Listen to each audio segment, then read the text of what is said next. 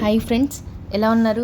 ఈరోజు మీకోసమని ఒక కొత్త స్పెషల్ రెసిపీతో మీ ముందుకు వచ్చేసానండి. అదేనండి, మటన్ బిర్యానీకి ధీటుగా ఉండే పనస ముక్కల బిర్యానీ. కరెక్ట్గా చేశారంటే ఇది నాన్ వెజ్ బిర్యానీకి తీసిపోదు.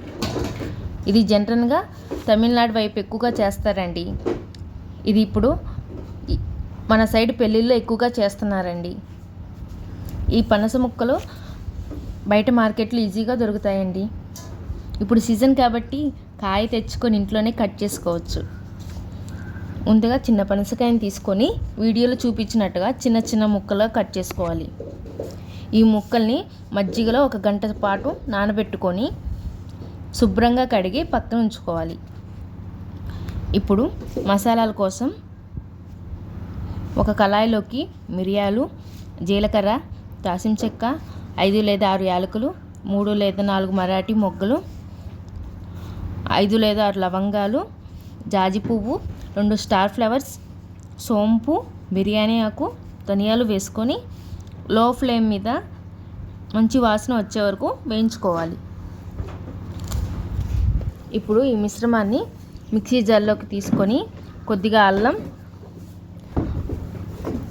4 లేదా 5 రెబ్బల వెల్లుల్లి వేసుకొని మెత్తగా ఫైన్ పేస్ట్ లాగా పట్టుకొని పక్కన పెట్టుకోవాలి. నేను బిర్యానీ కోసం 2 గ్లాసుల బాస్మతి రైస్ని నానబెట్టుకొని పక్కన పెట్టుకున్నానండి. ఇప్పుడు ఒక కళాయి తీసుకొని అందులోకి కొద్దిగా నూనె తీసుకొని పనస ముక్కలు వేసి 4 లేదా 5 నిమిషాలు ఫ్రై చేసుకోవాలి. గోల్డెన్ బ్రౌన్ కలర్లో వచ్చే వరకు ఫ్రై చేసుకోవాలి. ఈ పనస ముక్కల్ని పక్కన ఉంచుకోవాలి. ఇప్పుడు స్టవ్ మీద అడుగు మందంగా ఉన్న గిన్నె పెట్టుకొని నెయ్యి లేదా నూనె వేసుకొని మసాలా దినుసులన్నీ వేసుకొని ఫ్రై చేసుకోవాలి. గిన్నె అడుగు మందంగా ఉండాలి, లేదంటే అడుగు మాడిపోతుందండి. ఇప్పుడు సన్నగా తరిగిన ఉల్లిపాయలు, పచ్చిమిర్చి వేసుకొని ఫ్రై చేసుకోవాలి. అందులోకి కొంచెం సాల్ట్ వేసుకొని ఫ్రై చేసుకుంటే ఉల్లిపాయలు తొందరగా మగ్గుతాయండి. 2 టేబుల్ స్పూన్ అల్లం వెల్లుల్లి పేస్ట్ వేసుకొని పచ్చివాసన పోయే వరకు వేయించుకోవాలి. ఇప్పుడు 2 లేదా 3 టమాటా ముక్కల్ని వేసుకొని 2-3 నిమిషాలు మగ్గనివ్వాలి. తర్వాత 2 టేబుల్ స్పూన్ కారం, 2 టేబుల్ స్పూన్ సాల్ట్ వేసుకొని బాగా కలిపి మనం ముందుగా మిక్సీ పట్టుకున్న మసాలా మిశ్రమాన్ని వేసి బాగా ఫ్రై చేసుకోవాలి.